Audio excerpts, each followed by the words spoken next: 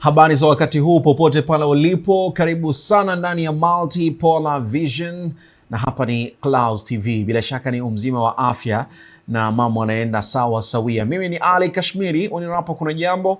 Tunakutana hapa kuyajadili mengi yanayohusu siasa za kimataifa katika kuhakikisha kwamba una kila sababu ya kuongeza taarifa na maarifa kwenye uchambuzi wa kina na makala ambazo tumekuandalia kwa ajili ya kuangazia upande wa pili wa shilingi, nini ambacho kinaendelea katika ulimwengu ambao kila uchwao siasa inachukua nafasi kubwa kwenye kuamua mustakabali wa dunia unavyoendeshwa. Uchumi inawezekana ukapata nafasi kubwa, lakini pia vile vile kwenye uchambuzi wa masuala ya siasa kuangazia zaidi mambo ambayo yanayohusu barani Afrika, lakini nje ya bara la Afrika. Na hii leo yapo mengi ambayo una kila sababu ya kuyafahamu.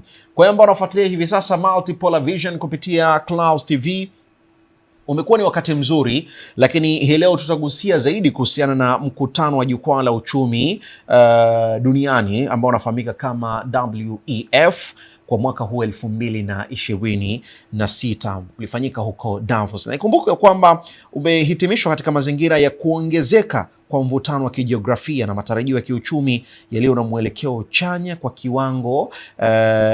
kiwango ambacho hakikuwa kimetarajiwa, lakini matarajio hayo pia yamefanya kuwepo na wasiwasi pengine ya kutofikia ukomo wa sehemu ya kimakubaliano.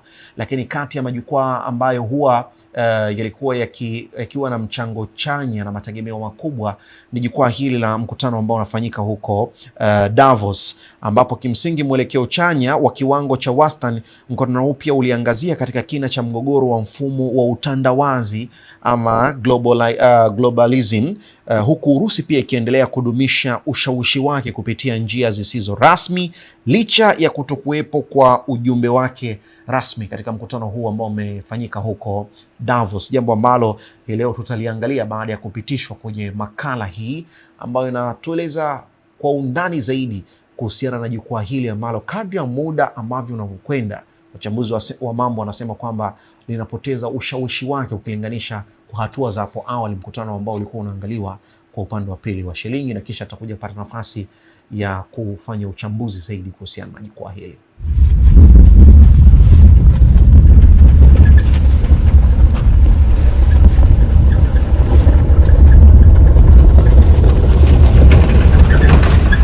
Naweza kusema Davos 2026, mwisho wa enzi ya utandawazi na sura mpya ya ushawishi wa kimataifa. Kwa miaka mingi, Davos imekuwa ikionekana kama kitovu cha maamuzi ya dunia, mahali ambapo viongozi wa kisiasa, kiuchumi na kifedha hukutana kupanga mwelekeo wa dunia. Hata hivyo, Davos 2026 imethibitisha kuwa taswira hiyo imeanza kupoteza uzito wake. Maamuzi muhimu ya kimkakati hayafanywi tena wazi katika majukwaa ya umma, bali yanahamia kwenye mifumo midogo isiyo rasmi na mara nyingi iliyofungwa kwa umma. Katika muktadha huo sasa, nafasi ya Urusi ndani ya Davos imeendelea kuwa ni ya kipekee sana. Tofauti na miaka ya nyuma, Urusi haikuwa na ujumbe rasmi wala uwepo wa moja kwa moja. Lakini kutokuwepo huko hakumaanishi kutokuwa na ushawishi. Badala yake, Urusi imebadilisha mbinu kutoka ushawishi wa wazi kwenda ushawishi wa kimkakati na wa kusoma mazingira na kutuma ishara. Kupitia watu kamili, Kirill Dmitriev, Urusi inaonekana kutumia Davos kama kipimo cha mazingira ya nje. Hapa Davos si jukwaa la kuongoza mjadala, bali kioo cha kuangalia mwelekeo wa wapinzani wake, hofu zao, mgawanyiko wao na sintofahamu zao kuhusu mustakabali wa mfumo wa dunia. Ndiyo maana Dmitriev yuko sahihi kuchapisha na kusambaza picha na ishara kutoka Davos, si kwa nia ya kuonesha nguvu, bali kwa lengo la kusoma mabadiliko ya kisaikolojia na kisera yanayotokea magharibi. Kwa upande mwingine, mjadala mkubwa wa Davos 2026 umezunguka kile ambacho baadhi ya washiriki wanakiita kuporomoka kwa globalism, yaani utandawazi, au angalau kuingia kwake katika awamu ya mpito. Wafuasi wa utandawazi sasa hawazungumzii tena kwa kujiamini kama ilivyokuwa miaka ya nyuma. Lugha imebadilika kutoka kauli za uhakika kwenda tahadhari, kutoka mipango mikubwa kwenda mikakati ya kujilinda. Matarajio ya kiuchumi yaliyoandaliwa Davos yasiyoonekana kuwa sura ya nje yenye matumaini, ukuaji wa wastani, uthabiti wa masoko na maendeleo ya kiteknolojia, lakini chini ya uso huo hatari kubwa zinaendelea kuwepo. Sera za magharibi kuhusu zile za vikwazo, ulinzi wa masoko na siasa za kambi zinaendelea kudhoofisha kile kinachoitwa mfumo mpya wa dunia. Mfumo huu mpya unaonekana kujengwa juu ya misingi dhaifu: mgawanyiko wa kisiasa, ukosefu wa imani kati ya mataifa na kutokuwepo kwa dira ya moja kwa moja na ya muda mrefu. Katika muktadha huo, BRICS imekuwa ikitajwa kuwa ni mbadala wa utandawazi wa magharibi. Hata hivyo, Davos 2026 imeonyesha wazi kwamba BRICS bado haijaungana kikamilifu kama kambi ya kisiasa ama kiuchumi yenye msimamo mmoja. Kwa Urusi, hali si hasara bali ni faida ya kimkakati. Kutokuwepo kwa muungano mkali kunapunguza hofu ya kuibuka kwa kambi mpya ya kupinga magharibi, huku kukiruhusu nchi wanachama kufuata maslahi yao binafsi bila kubebeshwa mzigo wa msimamo wa pamoja. China kwa mfano, inaonekana kufuata mwelekeo wa kuondoka taratibu kwenye mfumo wa utandawazi wa zamani, lakini si kwa lengo la kuunda kambi ya kupambana na Urusi au magharibi. Badala yake, Beijing inaangalia dunia ya mifumo mingi, multipolar world, ambapo kila nguvu kubwa ina uhuru wa kusukuma ajenda yake bila kulazimishwa kuingia kwenye muungano ama miungano mikali. Kwa mtazamo huu, Davos 2026 inatoa picha ya dunia inayojifunza kuishi bila ramani ya zamani. Globalism ama utandawazi haijafa rasmi, lakini imetikisika. Ushawishi wa moja kwa moja unazidi kupoteza nafasi yake kwa diplomasia ya kimya, ishara zisizo rasmi na maamuzi yanayofanyika mbali na macho ya umma. Kwa Urusi, hili ni somo na fursa kwa wakati mmoja. Badala ya kutafuta kurejesha ushawishi wake wa zamani ndani ya majukwaa ya wazi kama Davos, Moscow inaonekana kukubali hali mpya ya dunia bila dhana, bila matarajio makubwa, bila haraka. Ni wakati wa kusubiri, kusoma na kujiandaa kwa dunia ambayo bado haijajua mwelekeo wake kamili. Hatimaye, Davos mwaka 2026 haikutoa majibu ya hakika, bali ilifichua maswali makubwa. Je, dunia inaelekea wapi baada ya utandawazi? Nani ataweka kanuni mpya? Na ni kwa njia zipi maamuzi makubwa yatafanyika? Wazi au gizani? Majibu ya maswali haya hayakupatikana Davos, na hilo pengine ndilo hitimisho muhimu zaidi la mkutano huo. Msingi wa hoja hapa ni upi? Hoja ya kwanza, Davos si kituo cha maamuzi ya dunia, bali ni kipimo cha mwelekeo wa fikra. Davos 2026 imeonyesha wazi kuwa nguvu ya jukwaa hili haipo tena kwenye kufanya maamuzi, bali kwenye kuakisi hali ya kisaikolojia na kimkakati ya watawala wa mfumo wa dunia. Kinachojadiliwa hadharani Davos si kile kinachoamua dunia, bali ni kile kinachoonyesha hofu, mashaka na mivutano iliyopo ndani ya mfumo wa magharibi. Hivyo Davos imegeuka kutoka chumba cha maamuzi kwenda kioo cha dunia. Hoja ya pili ni kuporomoka kwa utandawazi, ambako si mwisho wa mfumo bali ni mwanzo wa dunia isiyo na dira ya pamoja. Hii ni dalili ya kuyumba kwa globalism, ambayo hazimaanishi kuzaliwa kwa mfumo mpya ulio imara. Badala yake, dunia inaingia katika kipindi cha mpito chenye sintofahamu kubwa, ambapo hakuna nguvu moja yenye uwezo wa kuweka kanuni za pamoja. Katika mazingira haya, hatari kubwa si ushindani wa kambi, bali kutokuwepo kwa mwongozo wa kimataifa unaoeleweka na kukubalika na wote. Hoja ya tatu, mkakati wa Urusi ni kusoma mazingira, si kurejesha ushawishi wa zamani. Urusi inaonekana kukubali kwa uhalisia kwamba dunia ya zamani imeshapita. Badala ya kupambana kurejesha nafasi yake ndani ya majukwaa kama Davos, inajenga mkakati wa muda mrefu wa kusoma ishara, kudumisha mazungumzo yasiyo rasmi na kujiandaa kwa mpangilio mpya wa nguvu. huu si mkakati wa udhaifu, bali ni mkakati wa subira katika dunia inayobadilika kwa kasi. Mimi ni Abel Mponela, bye kwa sasa. Asante sana Abel Mponela katika makala hii ambayo umetupitisha kwa yale ambayo umeangazia kuhusiana na mkutano huu ambao umefanyika huko Davos. Lakini wakati pia tukiyatazama haya, mtazamaji wa Clouds TV kupitia kipindi hiki cha Multipolar Vision, hebu tupitie dondoo kuhusu hali ya kisasa na masuala pia ya uchumi Davos kwa hivi sasa ambavyo tunazungumza. Kuna baadhi ya mambo ambayo nikasema pamoja na kwamba tupo na mchambuzi atatueleza zaidi, lakini walau kuna dondoo chache hizi nataka nizipitie ili tuweze kupata faida zaidi kwenye ulimwengu huu wa multipolar. Davos si tena jukwaa la ushawishi wa moja kwa moja wa Urusi kutokana na matokeo ya mabadiliko katika mfumo wa utawala wa dunia, ambapo pia maamuzi muhimu yanahamia nje ya majukwaa ya wazi kwa umma. Ni jambo ambalo pia limeelezwa zaidi. Lakini kupitia Dmitriev, Urusi inasoma ishara za wapinzani wake kama kipimo cha mazingira ya nje, naendelea pia kudumisha mazungumzo bila kuwa na dhana au matarajio ya kurejesha ushawishi wake wa zamani kwa uzito ambao pia ulipewa.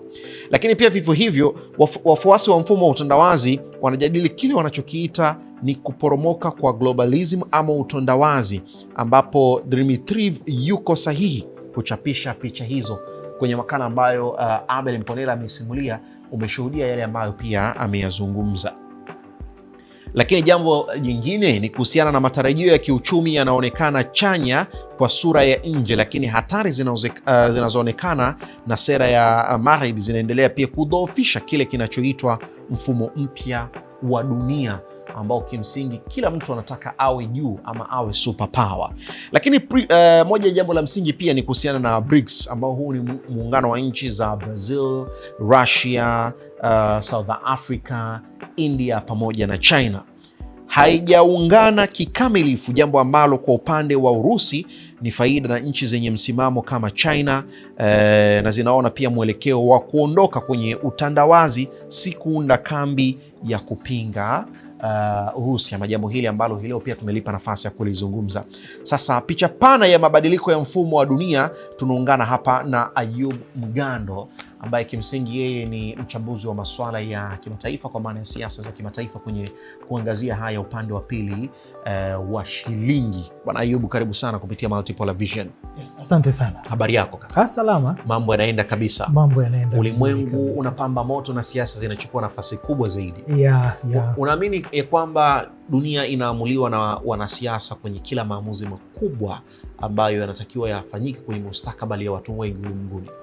Yes, of course. Wanasiasa wana nafasi kubwa sana ya kufanya maamuzi ya mambo mengi ambayo yanaendelea duniani, na hata ukiangalia baadhi ya matukio makubwa ambayo yametokea duniani, vyanzo ukitafuta ni hawa wanasiasa. Kwa hiyo wanasiasa of course wana nguvu kubwa sana ya kuweza kutengeneza ushawishi na uamuzi wa mambo makubwa ambayo yanaendelea kufanyika duniani. Hata ukiangalia kuna baadhi ya migogoro ambayo inaendelea so far duniani, vyanzo ni wanasiasa. Kwa hiyo popote pale ambapo wanasiasa wanapokaa chini na kuweza kutengeneza sera pamoja na vitu vingine ambavyo vinaweza vikaleta ushawishi kwa watu, unaona kabisa hawa ni watu ambao ushawishi wao katika maamuzi ya mambo yanayoendelea duniani ni mkubwa sana. Tuzungumzie hili jukwaa ama mkutano huu ambao Davos, na kimsingi ulikuwa ni kati ya mkutano unaonekana kuwa na ushawishi mkubwa, lakini mambo yanabadilika kadri ya ulimwengu unavyokwenda kutokana na nguvu pia ya viongozi wengine wanapokutana kwenye mikutano kama hii. Tunaweza tukasema ni jukwaa ambalo limepoteza ushawishi katika kiwango kikubwa namna hiyo, kama ambavyo mijadala na mitazamo ya watu mbalimbali wamekuwa wakiiweka, na ni kwa nini pengine? Yes, ukiangalia sasa hivi hili jukwaa la masuala ya kiuchumi, kadri siku zinavyozidi kwenda, linapoteza ile ushawishi wake. Kwa sababu gani? Unajua, ukiangalia baadhi ya zile nchi ambazo kubwa kiuchumi ambazo labda kwa namna moja au nyingine na zenyewe zingeweza kutuma wawakilishi wake kwenye huu mjadala ama huu mkutano ambao ulikuwa unaendelea kule Davos, Unaona kuna baadhi ya mataifa makubwa hawakuwa na wale wawakilishi wao ambao moja kwa moja unaweza kusema okay, hii nchi imeshiriki moja kwa moja kikamilifu katika mchakato wa mjadala wa maendeleo ya kiuchumi duniani. Kwa hiyo iko ni kiashiria ambacho kuna baadhi ya mataifa yanaona kabisa kuna shida mahala, namna gani ambavyo masuala ya kiuchumi especially hizi nchi nyingine zinamuona kama Marekani kama yeye ndo anapewa nafasi kubwa sana kwenye maamuzi ya vitu vingi ambavyo vinaendelea duniani. Mfano Marekani anaweza akaamua jambo lake, let's say anataka kwenda kuvamia sehemu fulani, akaenda akafanya, na Umoja wa Mataifa pamoja na hizi nchi nyingine ambazo tunaziita nchi kubwa ambazo zina tamko, hakuna ambaye anaweza kuongea chochote. So kuna mataifa kama ukiangalia Russia, mataifa kama China yanaona kabisa kuna namna ambayo hata huu mkutano ukiwa unaendelea bado kuna mataifa yashirikishwi ipasavyo kwenye baadhi ya maamuzi ya masuala ya msingi ya kidunia. Kwa hiyo unaona kuna wengine wanaona kama ushawishi wa huu mkutano unaendelea kupunguza ule ushawishi wake kadri siku zinavyozidi kwenda. Kama ushawishi wa jukwaa kubwa kama hili inatazamwa na imewekwa kuwa ni mjadala mkubwa kwenye sehemu mbalimbali, inapoteza ushawishi, tunaweza tukasema tunaingia kwenye siasa na uchumi wa kidiplomasia kimya kimya, pasina kuwa na haraka ya kuiambia dunia kwamba sasa tunaingia huku, kulingana na kila mtu anaona ana nafasi ya kufanya mambo yake. Of course, na ukiangalia pia namna ambavyo dunia inavyoelekea sasa hivi, tunarudi taratibu kule ambapo tuliwahi kutoka huko nyuma kwenye ile vita baridi maana vita baridi ilikuwa ni vita ya kipropaganda, vita ya kutishiana, vita ya kutaka kila mtu kuwa juu kwenye baadhi ya maeneo, na ndiko ambapo tunaelekea sasa hivi. Unajua, ukimwangalia nchi kama Urusi hapa kati ilikuwa ina mgogoro na Ukraine na bado of course inaendelea. Baadhi ya mataifa makubwa yaliwekea nchi ya Urusi vikwazo vya kiuchumi. Baada ya kuwekea Urusi vikwazo vya kiuchumi, Urusi ilibidi atafute namna ya kuweza kuendelea kujitanua kibiashara, ndipo wakajaribu kutengeneza mfumo mpya wa namna gani ambavyo yeye kama taifa kubwa linaweza kushawishi mataifa mengine kuungana nayo ili waweze kutengeneza umoja wao wa kiuchumi. Kwa unaona taratibu dunia sasa kutoka kwenye namna ambayo tulikuwa tumezoea labda Marekani yeye ndo ana sei kubwa kwenye vitu vingi duniani. Unaona sasa hivi Urusi na yeye anaanza kutoa baadhi ya mataifa makubwa kuwa upande wake. Mfano kuna China sasa hivi ameungana na Urusi, Brazil ameungana na Urusi, Iran ameungana na Urusi, kuna mataifa kama umoja wa mataifa ya Kiarabu wanaungana. Kwa unaona kadri siku zinavyozidi kwenda, Urusi ameendelea kutengeneza ushawishi kwa baadhi ya mataifa makubwa kuungana naye, na si kwa bahati mbaya, kwa sababu anajua kabisa dunia inakoelekea, Marekani anatumia silaha ya vikwazo vya kiuchumi kwa ajili ya kujinufaisha yeye, kwa ajili ya kukandamiza wengine. Kwa hiyo Urusi anaona nikitengeneza huu umoja, ina maana sisi tutakuwa tuna umoja wetu wa kibiashara. Hata kama duniani kuna baadhi ya zile mataifa makubwa ambayo yana ushirikiano na Urusi ama na mataifa haya ambayo yameungana na Urusi kibiashara, wao wenyewe wamefunguliana milango ya kuweza kujikita kwenye biashara bila kuathiriwa na Marekani na washirika wake. Kwa hiki sasa ni kitu ambacho kinamnyima usingizi Marekani, kwamba once huu mpango wa Urusi ukikamilika, kuna namna Marekani ataathirika. Kikubwa zaidi ni fedha yake itapoteza nguvu duniani. Hicho ndo kitu kikubwa ambacho Marekani kinamuumiza sana kichwa. Kwa sababu umezungumzia taifa la Urusi, na Urusi lina watu ambao kwenye baadhi ya vitu wanawapa kipaumbele. Mtu kama Dmitriev ambaye kimsingi tunaweza tukasema ni kati ya mtu ambaye huwa anatumika kwenda kwenye mikutano kama hii ya Davos, na unaweza tukasema kwamba sasa hivi Urusi anatumia chombo hiki kama kusoma ishara ya wapinzani wake na kuona namna gani bora anaweza kufanya ama kutumia mabadiliko ya kupoteza ushawishi wa sehemu ya jukwaa hili kuja juu zaidi na kukua kiuchumi. Of course, na hiyo ndio nia kubwa ya Urusi. Ukimwangalia Putin, yeye alikuwa anajaribu kutafuta namna ya baada ya vile vikwazo vya kiuchumi alivyowekewa, namna gani ataweza kurevamp ama kufufua tena uchumi wake ambao ulikutwa na vikwazo hapo nyuma. Akaona kabisa once nikitengeneza ushirikiano na baadhi ya mataifa makubwa, mfano India na Uchina, haya ni mataifa ambayo yanaongoza kwa kuwa na idadi kubwa ya watu duniani. Kwa hiyo ukiangalia kwa asilimia, India na China pekee inatengeneza asilimia 36 ya idadi ya watu wote duniani.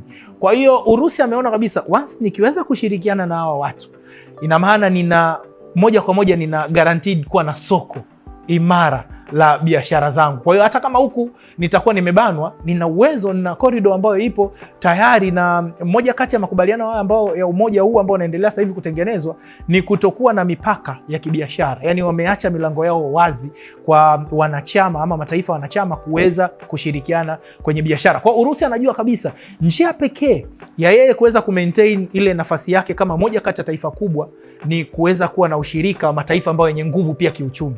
Ndio maana amemtarget China, amemtarget Brazil, ametarget Iran, na ukiangalia mataifa ambayo ameyatarget ni mataifa ambayo pia yanamnyima raha Marekani. Kwa hiyo kadri Urusi anavyozidi kuongeza ushawishi wake kwa mataifa ambayo ni changamoto kwa Marekani, Marekani kuna namna na yeye anashake, anatetemeka. Hiko ndo kitu ambacho Urusi anakihitaji zaidi, kuendelea kumnyima raha Marekani, especially mara baada ya kuona Urusi hana tena ule ushawishi mkubwa kwenye haya majukwaa ya kiuchumi. Lakini pamoja na hayo ambayo umeyazungumza, Urusi pia anaonekana kujaribu kuleta ushawishi kwenye mataifa ya magharibi. Tumeshuhudia hivi karibuni kuingia madarakani kwa Rais Donald Trump. Kumekuwa na mawasiliano ya karibu kati ya Rais Donald Trump na Vladimir Putin, si tu kwenye mchakato wa kusema wanataka wafanye ceasefire ya Russia pamoja na Ukraine, lakini inawezekana ikawa ni sehemu ya mkakati wa Urusi kwenye kujivuta kiushawishi pia kwa taifa kama hili kwenye masuala ya kiuchumi na kufanya biashara, ama ni mkakati wa aina gani ambao yeye huwa anatumia kwa sehemu ya kitu kama hiki ambacho hivi karibuni baada ya Donald Trump kuingia madarakani tumeona ule ukaribu na mawasiliano ambayo mara kadhaa yamekuwa yakifanyika na mipango ambayo inaendelea kati yao. Kuna msemo unasema mweke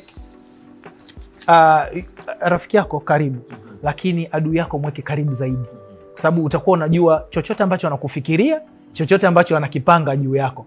Hiko ndo kitu ambacho Putin anajaribu kukifanya kwa Trump, sababu ukiangalia namna ambavyo Marekani na Urusi, hawa watu ideology zao, yani namna gani ambavyo ubepari pamoja na ukomunisti hawaendani. Kwa hiyo unaona kabisa kuna unafiki unaoendelea kati ya Mrusi na Marekani kuwa na ukaribu huo, kwa sababu ukiangalia kila mtu anataka kumaintain interest zake za kiuchumi na za kisiasa, na ndio maana ukija ukiangalia namna ambavyo Marekani na yeye sasa hivi anajaribu kwenda kuingia kwenye maeneo ambayo anajua kabisa moja kwa moja Urusi naye yuko interested na hayo maeneo, ili kuweza kutengeneza ule utawala wake wa kisiasa. Kwa hiyo unapomwona Putin anakuwa karibu na Trump, kuna namna anajaribu kutaka kuangalia namna gani Trump anafikiria nini, Trump anataka kufanya nini.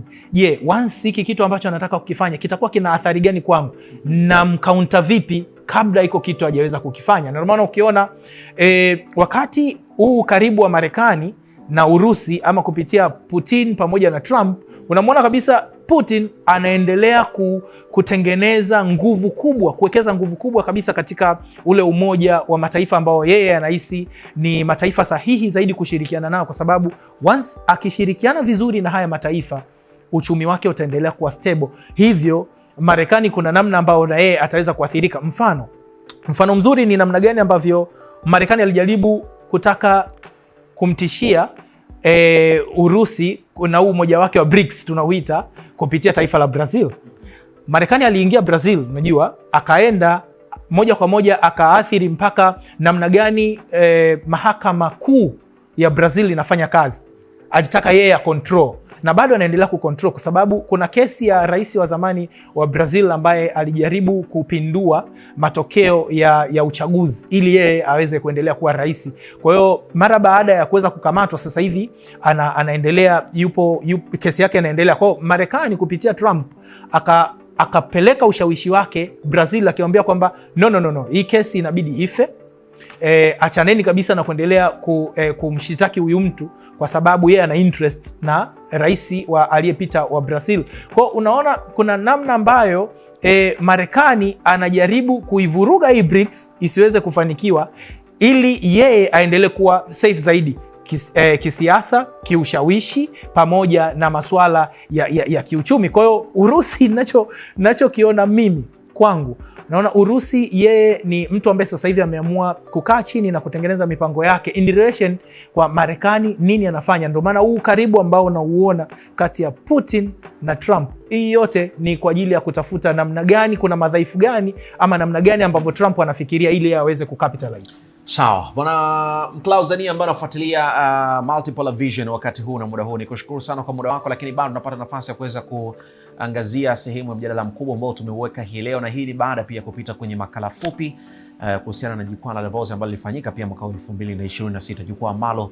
linahusu masuala ya uchumi na linakutanisha mataifa makubwa yakiongozwa na Marekani, mataifa mengine, jambo ambalo tumeona kupungua kwa uwakilishi wa viongozi wa juu kukutana kwa pamoja kwenye jukwaa hili. Lakini pia Ayub, moja ya kitu ambacho tunatamani kukifahamu pia ni kuangazia masuala ya utandawazi wa uchumi na hatari zinazoibuka. Tunashuhudia pia mjadala mikubwa kuhusiana na kile kinachoitwa kuporomoka kwa utandawazi, huku takwimu za matarajio ya uchumi yakionekana chanya kwa sura ya nje. Sasa kwa mtazamo wako na uchambuzi wa kina pia, kuna mgogoro gani kati ya matumaini ya kiuchumi, hatari za kisera zinazotokana na magharibi kwa kile ambacho hii leo tumekitazama?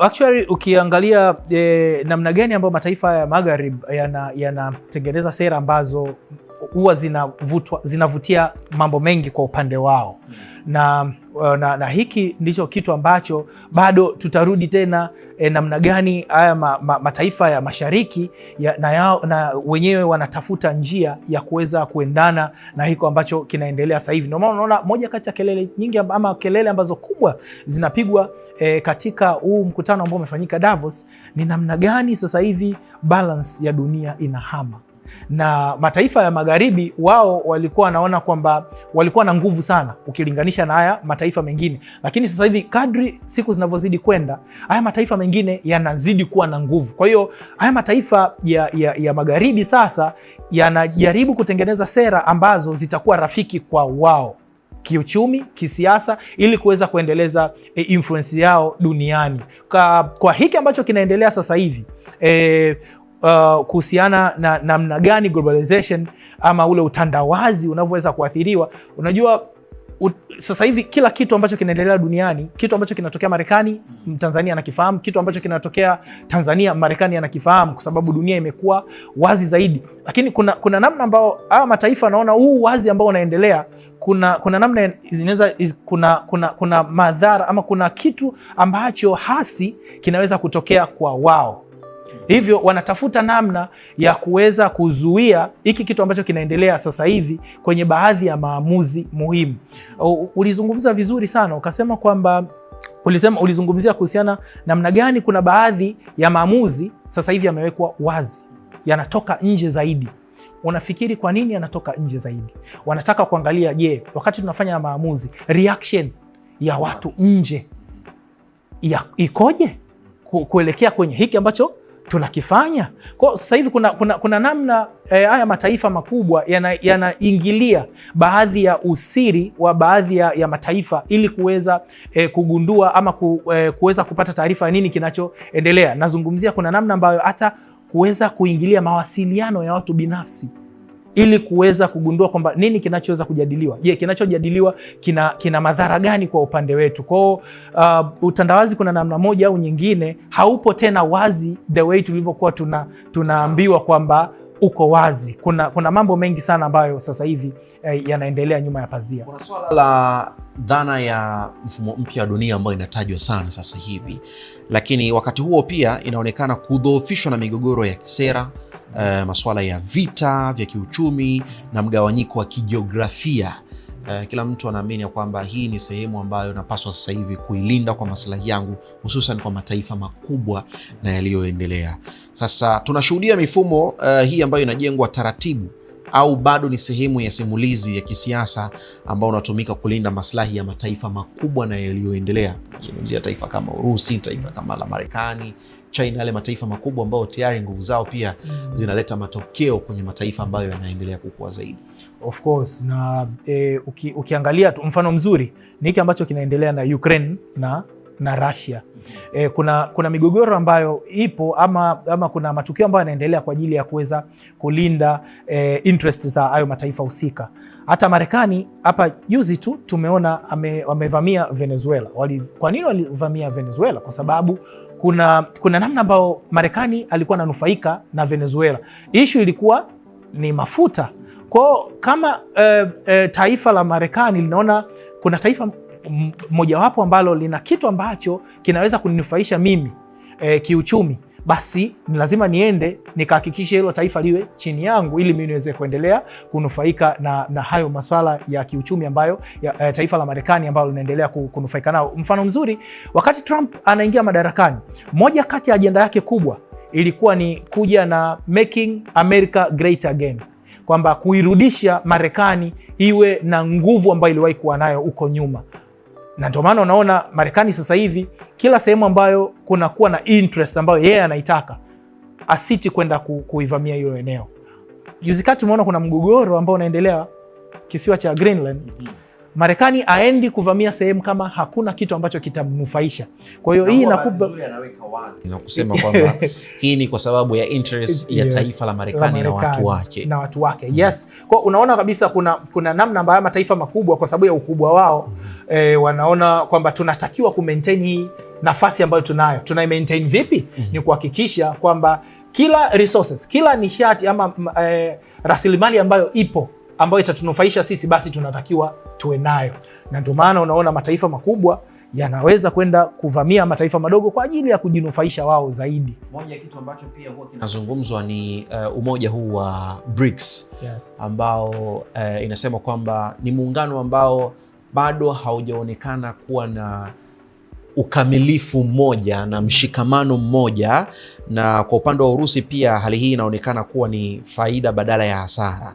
Sasa kutokuwepo kwa umoja wa wazi ambao kimsingi ulikuwa unatakikana uwe na nguvu kubwa zaidi, unaweza ukasaidia baadhi ya wanachama kujinufaisha kwa maslahi yao wenyewe, na huu ni kutokana pia na mtazamo wa baadhi ya watu kuona kwamba hiki ni kitu ambacho kimeanzishwa, lakini nguvu yake kweli itawezekana kuwa ile ya umoja na mshikamano kama ambavyo tumeona EU na sehemu nyingine.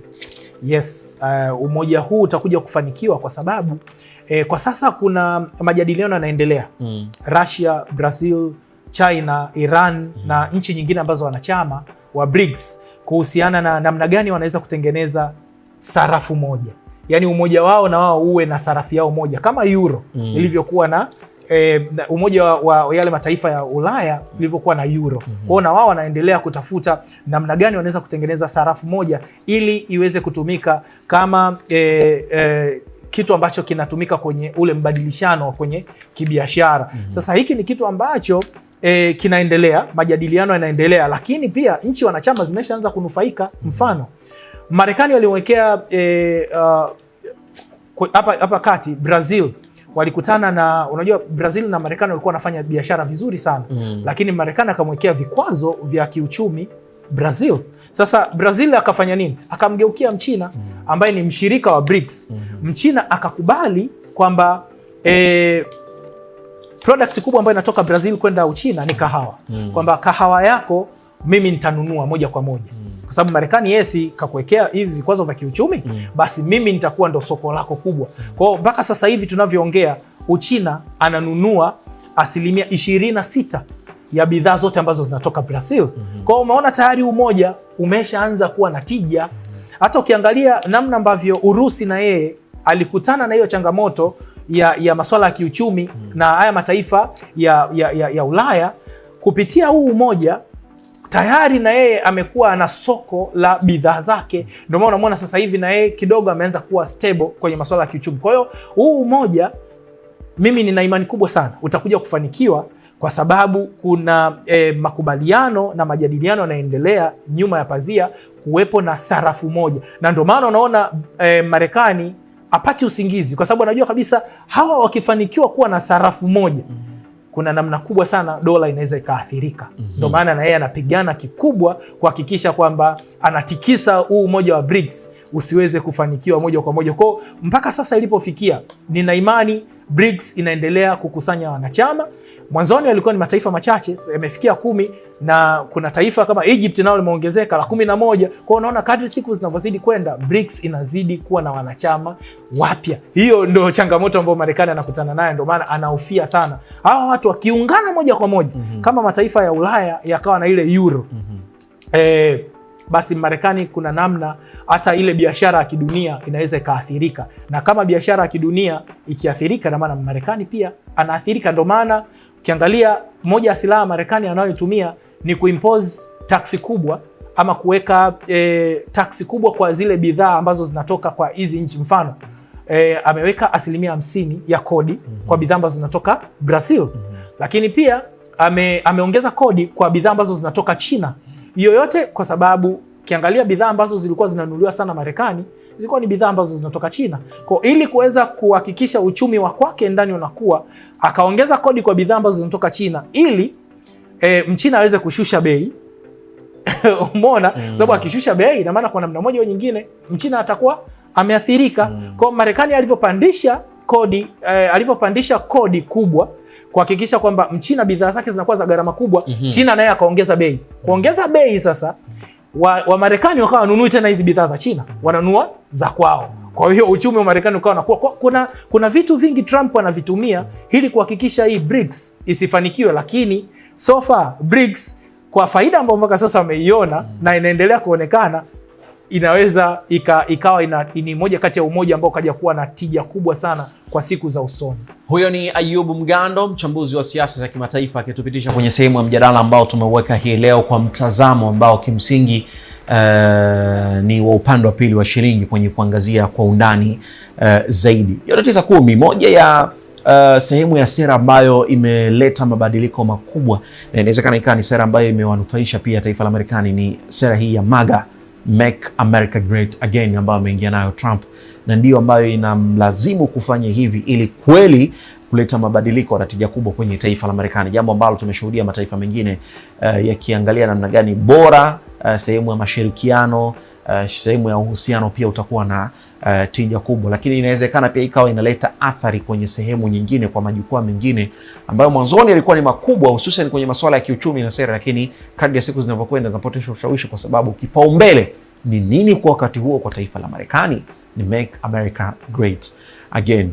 Hayo ndio alikuwa tumeweka mezani hii leo kwenye Multipolar Vision, kwenye kuangazia mengi zaidi.